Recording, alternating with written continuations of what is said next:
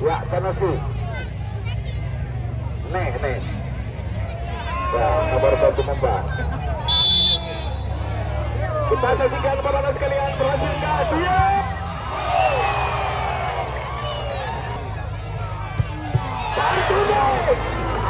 Hampir saja digankan gawangnya, kebobolan lewat drama adu penalti. Akhirnya mampukah ditahan oleh Aris? Kita saksikan berada sekalian. Luar biasa. FC Poli bersiap-siap Poli. Kita saksikan. Buka wajah. Luar biasa. Drop ya.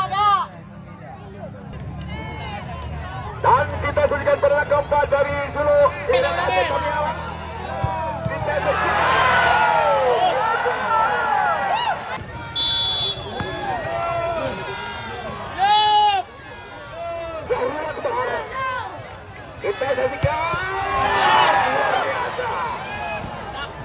Inilah pemain yang bertubuh ideal.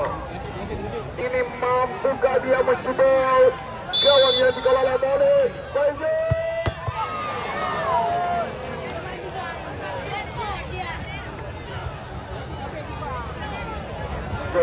Kelima, Jangka melakukan tendangan penalti untuk Pantai Bidari.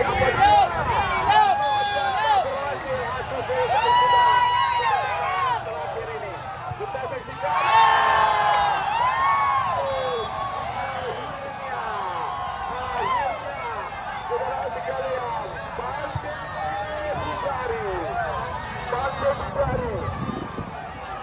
Lolos ke partai puncak.